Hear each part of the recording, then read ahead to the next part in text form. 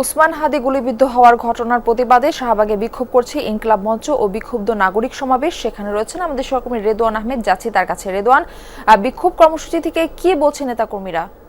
প্রায় 24 ঘন্টা কাছাকাছি সময় পার হয়ে যাওয়ার পরও কিন্তু এখন পর্যন্ত কাউকে গ্রেফতার করা যায়নি। সেই প্রতিবাদ কিন্তু এই সমাবেশ থেকে জানানো হচ্ছে। মূলত ইনকিলাব মঞ্চ সহ আরো বেশ কয়েকটি অঙ্গ সংগঠন তারা কিন্তু এই যে আজকের এই সমাবেশ তাই সেখানে তারা যোগ দিয়েছেন। ইনকিলাব মঞ্চের মুখপাত্র ওসমান হাদির যে হত্যার উদ্দেশ্যে যে গুলি, সেই গুলির প্রতিবাদে এখানে জড়ো হয়েছেন বিক্ষুব্ধরা।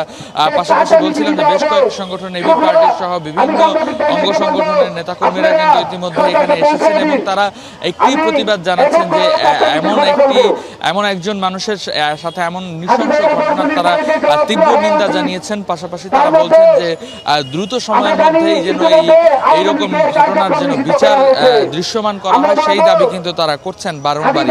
এবং পাশাপাশি তারা বলছেন যে যারা এরকম প্রতিবাদী কণ্ঠস্বর তাদের বারবারই গলারোধ করা হয়, যেন এমন দৃষ্টান্ত উপস্থাপন করা যায় যেন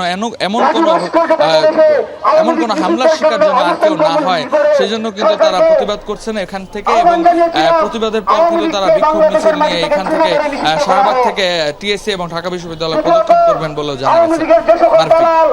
জি রেদওয়ান, আপনাকে ধন্যবাদ আমাদের সঙ্গে যুক্ত হবার জন্য।